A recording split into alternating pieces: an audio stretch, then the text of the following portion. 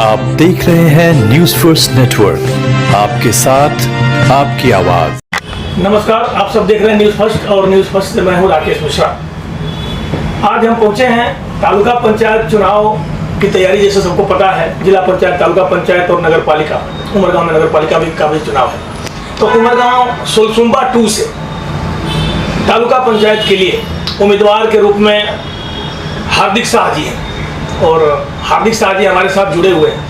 इनसे जानना चाहेंगे हम कि अभी तक तो जनता में ये नहीं थे और एक बैग तालुका पंचायत का चुनाव लड़ रहे हैं, तो ये सोच इनके पास कहाँ से आई और कैसे आई, और भारतीय जनता पार्टी ने इस पर इनके ऊपर विश्वास किया, वो कैसे किया, पार्टी के साथ ये कितने दिन से जुड़े थे कि पार्टी ने इनको टिकट दिया है और टिकट की आज जांच पड़ताल भी हो चुकी है, कंफर्म है उम्मीदवार सुलसुम्बा 2 से। हार्दिक जी धन्यवाद आपका।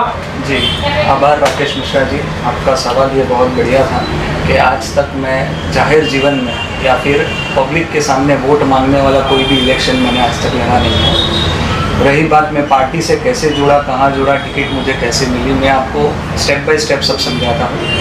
5 साल हो गए मुझे पार्टी में जुड़े हुए, भारतीय जनता पार्टी में। पहले मैं युवा मोर्चा में जुड़ा, युवा मोर्चा का उमरगांव तालुका का उपाध्यक्ष रहा। पार्टी ने मुझे जिम्मेदारी दी थी उप प्रमुख की युवा मोर्चा में। उसके बाद आईटी, सोशल मीडिया, शक्ति केंद्र संयोजक, बूथ प्रमुख से लगा के हर एक छोटे से छोटे कार्य जो कभी रिकॉर्ड पे चढ़े ना हो वैसे सारे काम किए पार्टी में। उसके बाद फिर जब संगठन की निमणूक फिर से हुई, उसमें मुझे जिला का कोषाध्यक्ष बनाया गया। हमारे जिला प्रमुख, तालुका प्रमुख नीरव भाई, जिला प्रमुख हेमंत भाई कंसारा जी, पूरा तालुका का संगठन महामंत्री दोनों कमलेश भाई और शिल्पेश भाई थे पहले, फिर उसके बाद कमलेश भाई फिर से थे, और वो सब ने मुझे जिम्मेदारी सौंपी। और जिम्मेदारी पे कहीं ना कहीं उन्होंने देखा होगा कि शायद मैं खरा उतरा हूँ। फिर ये स्थानिक स्वराज्य की चुनाव जाहिर हुई। जब ये इलेक्शन जाहिर हुआ तब हमें ऐसा कुछ नहीं था, क्योंकि हम ओपन कैटेगरी में आते हैं।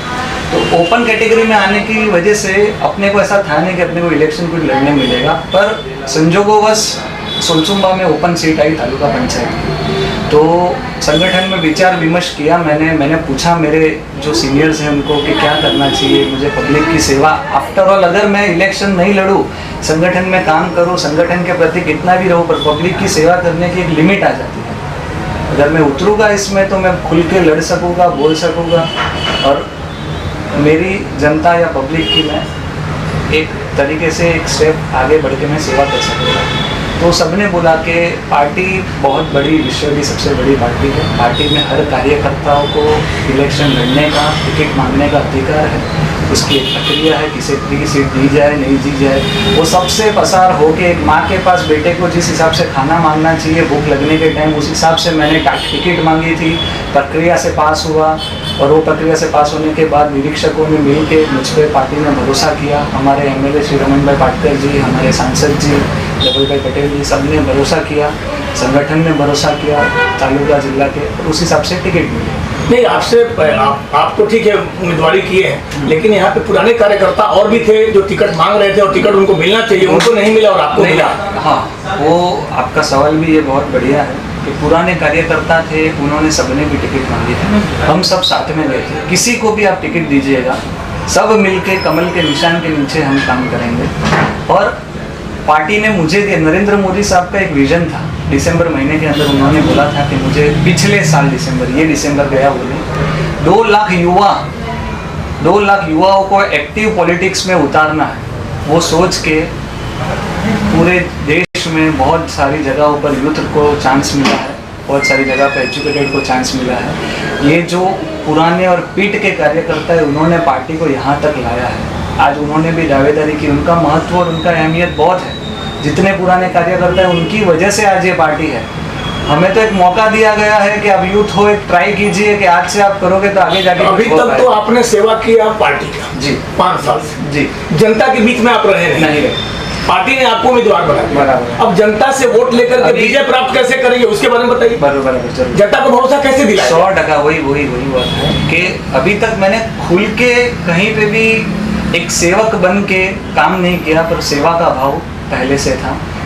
आधी रात को भी किसी का फ़ोन आता था तो उसके कहीं भी अटके हुए काम हो, शायद वो हॉस्पिटल के हो, स्कूल के एडमिशन के हो, या फिर अपने पुलिस स्टेशन के हो, कहीं पे भी कुछ भी तकलीफ किसी को भी आए, बहुत लोग फ़ोन करते थे। कहीं किसी को एडमिशन नहीं मिलता था, कहीं हॉस्पिटल में डॉक्टर रिस्पांस नहीं देता था। बहुत सारी जगह पे अपन ने बहुत सारी जगह काम किए हैं और वो सेवा किए, जो काम किए, बहुत सारे लोगों को वो चीज़ पता है। पर पॉलिटिकल वे में आज अगर कोई बोलते हैं कि आप इलेक्शन लड़के एक नेता बनना चाहते हो, सेवक बनना चाहते हैं, एक सेवक बन के एक आधिकारिक रीत पे सेवा करेंगे और कार्य करेंगे तो ही हमारा भविष्य। चुनाव से पहले हर नेता यही बोलते हैं कि नेता नहीं, मुझे सेवक बनना है, लेकिन बाद में वो सेवक नहीं नेता ही बन के रह जाते हैं। मैं इसीलिए, आपने तो मुझे पूछा नहीं पर मैंने ही बोल दिया आपको, बिल्कुल, कि नेता नहीं बनना है, सेवक बनना। हाँ, और बन के दिखाएंगे। नहीं बोले तो आप ही के इंटरव्यू में आप आना और आप हमें पूछना कि आप तो बोल रहे थे कि सेवक बनने वाले हो, नेता बन गए।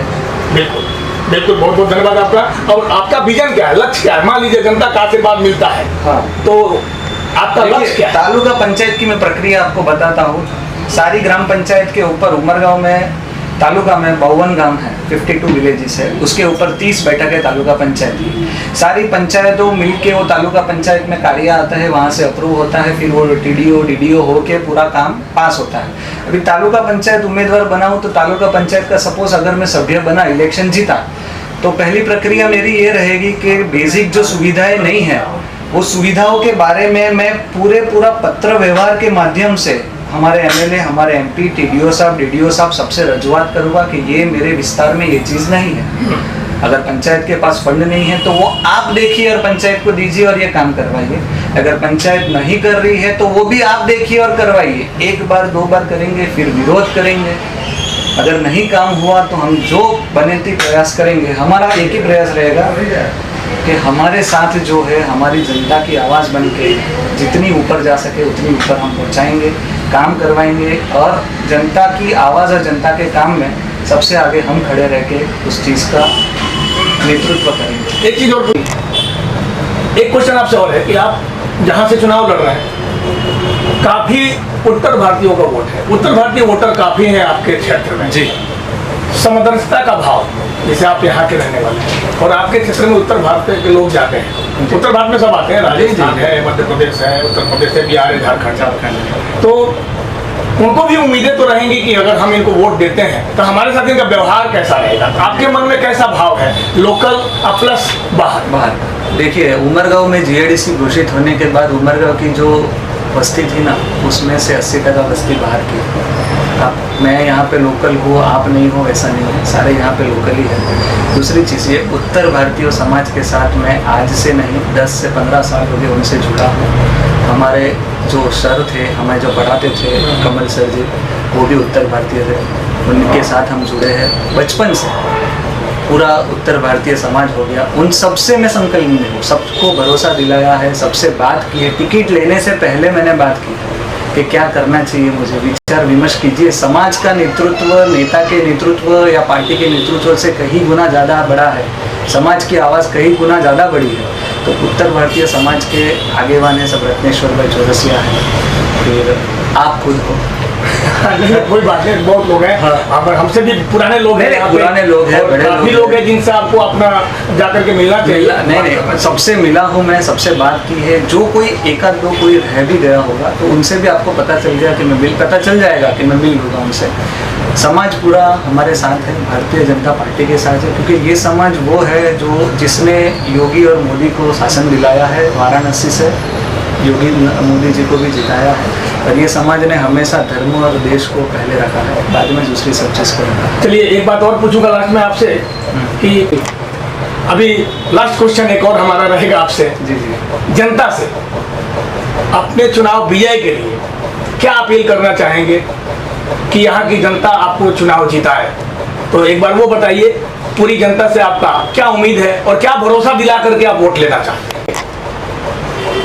एक ही उम्मीद है मुझे, और मैं एक उम्मीद पे खरा उतरूंगा, वो भी मुझे पता है। जनता को ये भरोसा दिलाना चाहूँगा कि आधी रात को भी आपको ज़रूरत पड़े तो मैं आपके साथ खड़ा रहूँगा, आपकी सारी ज़रूरतें को मैं लड़ूंगा आपके लिए। देखिए, नेता लड़ने वाला या सेवक लड़ने वाला होना चाहिए, बोलने वाला नहीं होना चाहिए। बिल्कुल। हाँ, मैं मेरा कितना भी मार्केटिंग कर लूँ, मैं ये कर लूँगा, वो गलत कमिटमेंट मैं कभी नहीं दूंगा। आपके लिए, आपकी ज़रूरतों के लिए, बेसिक नीड के लिए आपको हमेशा सदैव लड़ता हुआ मिलूँगा और लड़के आपकी सारी ज़रूरतें पूरी करूँगा। और इतना विश्वास मैं आपको दिलाना ये चाहता हूँ कि कोई भी राजनीति ऐसी नहीं होगी जिससे हमारे समाज में बंटवारा हो, लोगों में बंटवारा हो। राजनीति प्योर और अच्छे के लिए होगी, क्योंकि ये अटल जी ने बोला था सत्ता का खेल है, आएगा जाएगा, और ये देश रहना चाहिए, लोग रहने चाहिए। उसी हिसाब से ये अपना गांव है, यहाँ पे शांति, अमन और जो भाईचारा आज सबके बीच में है वो हमेशा रहना चाहिए। सोच अपनी इतनी है कि भारतीय जनता पार्टी का शासन है, ये पार्टी बहुत बड़ी है, इन्होंने बहुत लोगों के काम किए, तब जाके विश्व की सबसे बड़ी पार्टी बनी है। मैं अपील यही करता हूँ कि इस पार्टी का बहुत छोटा कार्यकर्ता हूँ मैं, एक बार मुझे भरोसा दिला के विजय दिलाइए, आपकी सारी उम्मीदों पे खरा उतरने का पूरा प्रयास करूँगा। खूब खूब धन्यवाद। हमारे साथ थे हार्दिक शाह जी, जो कि उम्मीदवार हैं सोमवा 2 के, और जो भी इनसे मैंने पूछा उसका भरपूर इन्होंने जवाब दिया है और माकूल जवाब दिया है इन्होंने। अब जनता से जो इनका रिक्वेस्ट है वो भी इन्होंने किया है, जनता के ऊपर है। नेता, मैं पहले ही बोला कि नेता और सेवक दोनों में बड़ा फर्क होता है। नेता बनना आसान है लेकिन सेवक बनना बड़ा मुश्किल काम है। तो मैं सभी लोगों से ये अपील करता हूँ कि नेता के साथ साथ अगर सेवक बने तो जनता का भला होगा और अच्छा कार्य होगा, विकास का कार्य होगा, तभी जनता आपको चुनेगी। खूब खूब धन्यवाद। उमरगांव सोमवा से कैमरामैन राजकुमार के साथ राकेश मिश्रा की ये खास रिपोर्ट।